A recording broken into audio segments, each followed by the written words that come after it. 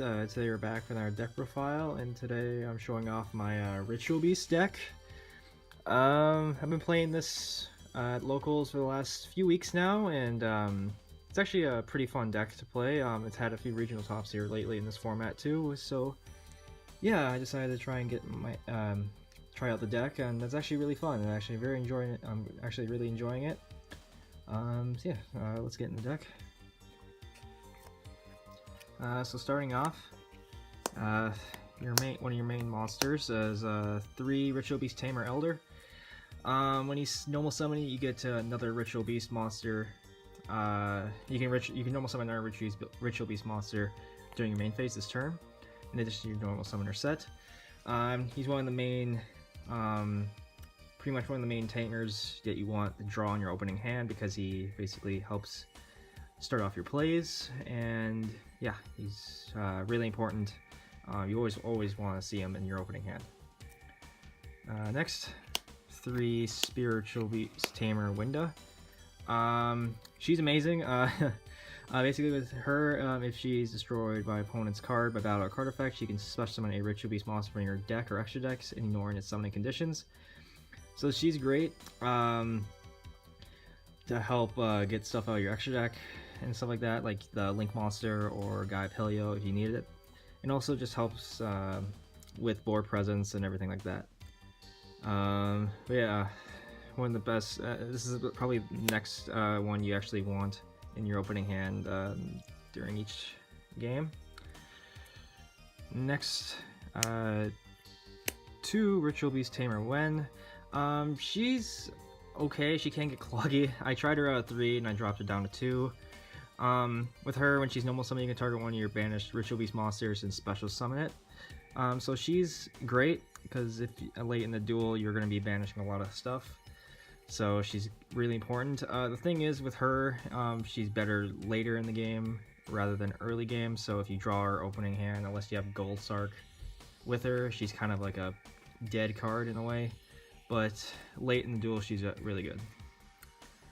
Pretty much the same thing goes for Ritual Beast Tamer Lara. With her, when she's normal summoning, you can target Ritual Beast in your grave, special summon it. So basically the same thing as Wen, but this time in the grave or graveyard. Ritual Beast, or great Ritual Beast in the graveyard. With her, you almost never want to see her unless you have a graveyard set up. So if you have her early duel, she's pretty much useless, borderline. But she's also a great combo extender to help get into Guy Pelio and everything. So yeah, you almost never want to see her unless you have your great graveyard set up. Next, Ritual Beast Tamer Zephyrimpilica. She's pretty much like Lara, it's just the difference is she's a pendulum monster, so nothing much to say about her. And then next, on the Spiritual Beast, pretty much one of the more important ones is 3 Spiritual Beasts from Pengu. This helps set up your graveyard, helps set up your banish zone. Basically him and Elder in hand equal a possible Ulti-Cannahawk play with Ulti-Kimunfalcos, the Link monster. So yeah, he's really important. You mostly want him and Elder in opening hand a lot. Just all around great card. And next, one of the other important ones, 3 Spiritual Beasts Cannahawk. He helps set up your banish zone pretty much. That's pretty much why he's at 3. He's pretty much Gold Sark in monster form. So yeah, really good. Helps just get your banish zone, helps get your banish zone set up and everything, and just helps set up your plays. And then next, for the one of Spiritual Beasts, you got 1 Petalfin and 1 Apelio. These guys you mostly want to send to grave off of Pengu. Pelio pretty much helps gain attack by banishing a Ritual Beast card from grave, and then Petalfin helps us bounce stuff pretty much as a compulse in monster form by banishing a Ritual Beast card from your hand. Both are great. You almost never want to see him in opening hand though. You want to usually just send him to the grave and have him special summon off one of the tamers like Lara or Wen. And then for the last 2 monsters, 2 Ghost Ogre and Snow Rabbit. You can either use these for Ashes or Effect Veilers. I just chose Ghost Ogres because I thought they would fit better in this deck.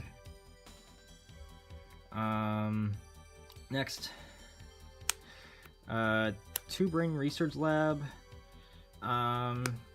This is a tech I'm using. Basically with this, once per turn, you can normal summon 1 psychic monster in addition to your normal summoner set. If successful, place 1 psychic counter as card. You can place 1 psychic counter on this card instead of paying life points to activate psychic type monsters effects that you control. When this card is removed from the field, the controller of this card takes 1000 damage for each psychic counter on that it had, pretty much.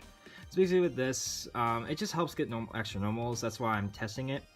I might take it out later because sometimes it is a little bit weird and a little bit awkward in your hand, or when you get it off sometimes. But it does have its moments. There are times where you can like sometimes have a handful of tamers and you just need to get them like out of your hand, so this kind of helps get them out of your hand. So yeah, it's just a thing I'm testing. I might take it out later though, for other cards, but for now I'm just trying it out. And since you're running that field spell, you're running 2 Terraforming to help search it out. 2 Cosmic Cyclone just to help get rid of back row because this deck hates it. Or like hates back row decks. Next, 3 Gold Sark. I might bump Wen up to 3 because of this, but for now I like 2 Wen, 3 Gold Sark. Gold Sark is great to help, pretty much like Cannahawk, as just helps set up Banish Zone and your Banish Zone and stuff like that.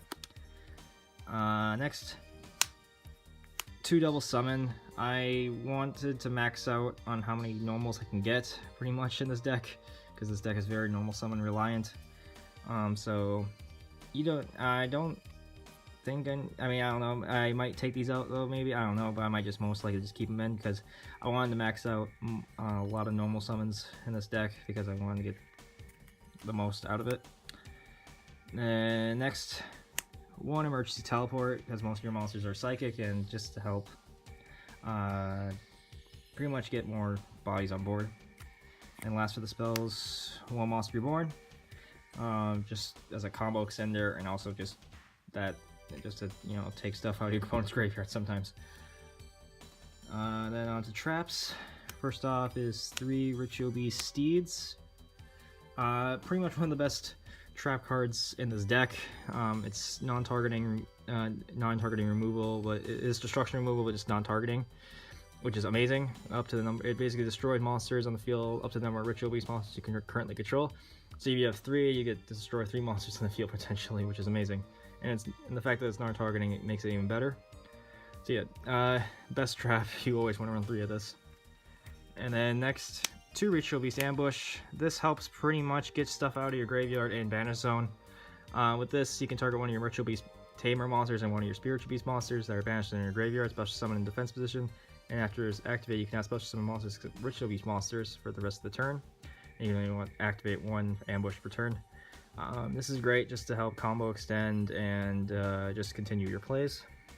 And then lastly, 2 Torrential Tribute, because it's just because it's at unlimited now, and it's really good in this deck.